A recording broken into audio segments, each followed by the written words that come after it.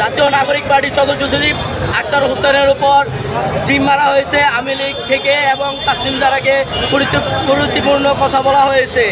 আমরা এই জন্যেই আজকে গাজীপুর চৌরাস্তাতে বিক্ষোভ মিছিলে ডাক দিয়েছি। শুধু গাজীপুর চৌরাস্তা না, আপনারা দেখতে পাচ্ছেন যে গাজীপুর সহ বাংলাদেশের বিভিন্ন জেলাতেই পালিত হয়েছে এবং কেন্দ্রীয়ভাবে সেটা পালিত হয়েছে।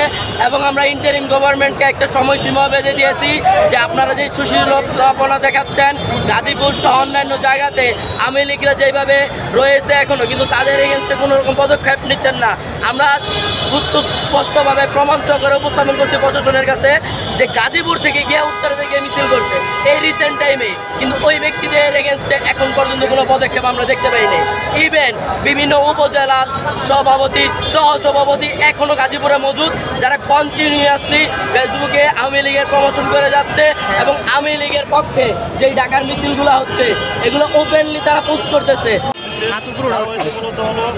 গণ অভ্যুত্থানের অন্যতম নেতা আক্তার হোসেন, তাসলিম জারা সহ তাদেরকে নিউ ইয়র্কে কীভাবে লাঞ্ছিত করা হয়েছে পুরো দেশ সেটা তাকায় দেখছে।